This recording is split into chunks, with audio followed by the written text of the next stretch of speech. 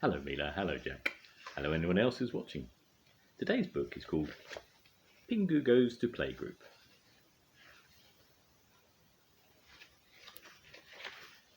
Pinga was cross. Everyone seemed to have forgotten that she was going to playgroup today. Hurry up, she kept shouting as she stood ready by the door. I want to go. Mum was busy ironing. I want to go to playgroup now, shouted Pinga. Oh my goodness, said Mum. I'd forgotten all about it. Pingu had better take you this morning. Pingu was busy too. He was reading his favourite comic. Pingu, yelled Pinga. I want to go to playgroup. Mum says you've got to take me now. All right, said Pingu. On their way to playgroup, Pingu and Pinga saw two friends tobogganing down a steep slope. It looked fun. Hey Pingu, they cried out. Come and play with us. I can't, explained Pingu. I'm going to playgroup. The two friends laughed. He's a bit old for playgroup, isn't he? They said to one another. The playgroup had already started by the time Pingu and Pinga arrived. I'm sorry we're late, said Pinga in a nervous, squeaky voice. That's all right, little Pinga, said the teacher, smiling. And you must be Pinga's brother, said the teacher, greeting Pingu. Perhaps you'd like to join in the fun this morning. I think I'm a bit old for playgroup, said Pingu.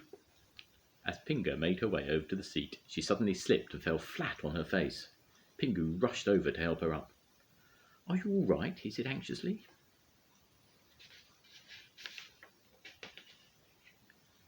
Today we are going to do some paper folding, said the teacher. I shall show you how to make a paper hat. Just copy me. All the little penguins set to work, except Pinga. Come on, Pinga, that looks fun, said Pingu. I can't do it, said Pinga in a worried voice. Don't worry, I'll help you, said Pingu. He went up to the teacher to ask for some paper of his own. Perhaps I will stay after all, he said to the teacher. Pingu folded the paper quickly. First he made a hat for Pinga, then he made one for himself. He was beginning to enjoy himself. The little penguins were very pleased with their hats. Look at me, they all shouted to each other.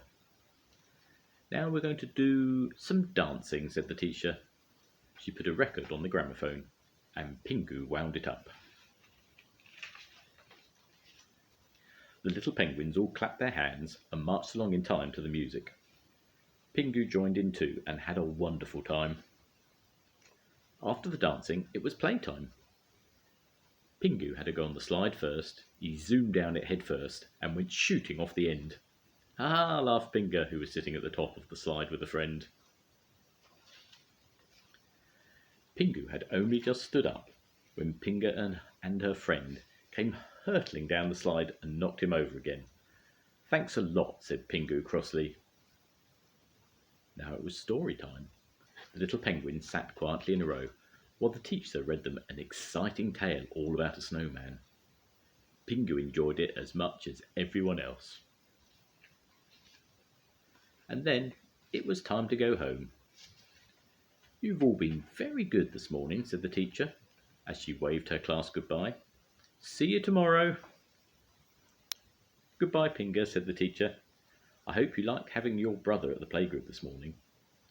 Oh yes, said Pinga. But he's a bit too big for it, really. Thank you, said Pingu to the teacher as he left. Playgroup is a lot of fun. Can I come again another morning? You can join us whenever you like, said the teacher. On their way home, Pingu and Pinga met their two friends again. The two penguins burst out laughing when they saw Pingu's hat. Hey, Pingu, they shouted. We like the hat. Just right for playgroup.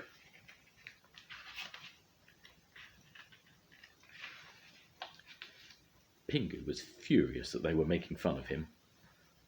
I'll show them what I can do with this hat, he said to himself. Very quickly, he refolded the paper hat into a boat and floated it on the nearby pond. The friends laughed again. That boat's rubbish. It won't go very far, they jeered. They began to pelt it with snowballs from across the water. "Hey!" shouted Pingu and Pinga together. "Stop that or you'll sink it." "That's just what we want to do," the two friends shouted back. But the strange thing was that no matter how hard they tried to hit it, the boat kept dodging out of the way. They couldn't understand it at all. Just then the boat began to rise out of the water, and who should appear under it but Pingu's best friend, Robbie the seal. He grinned at everyone, looking very pleased with himself. Pingu and Pinga jumped up and down with excitement. "Robbie!" they cried. "It was you all along!" Robbie barked with pleasure and began to do some acrobatics in the water, balancing the boat first on his nose and then on his tail. Everyone clapped, and even Pingu's two friends enjoyed the show. Hooray for Robbie the seal. The end. Bye-bye, Mila. Bye-bye, Jack. Goodbye, everyone. We'll see you soon. Bye-bye.